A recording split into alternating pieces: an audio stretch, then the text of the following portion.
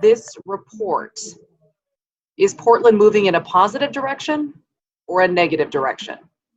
Well, the answer is unknown, which is different than it's ever been for Portland before.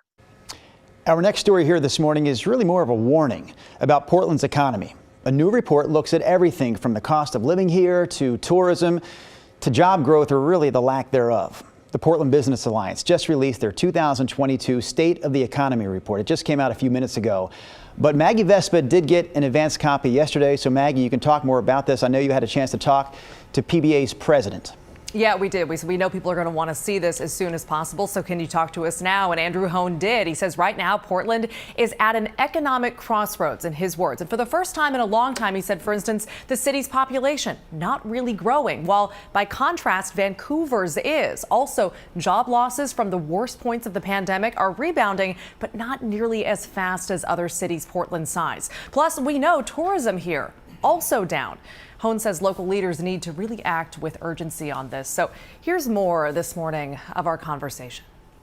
We've assumed positive population growth. We've assumed jobs recoveries from previous recessions. Those assumptions are no longer valid. The lack of positive, given that it's sort of been an assumed positive in the past, sounds inherently negative. One element of this report people should really pay attention to is, what does it take to live in this region now? What is the income it takes? And for a family with 2 parents and 2 kids, $93,000 plus is what it takes to sustain life here.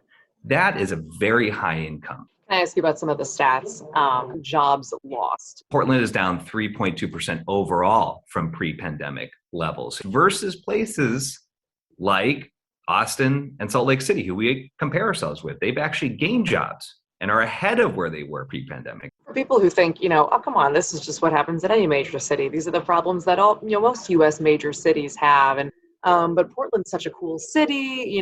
We've got like the things that everybody loves here that can't go away, like nature and access to different activities that people love.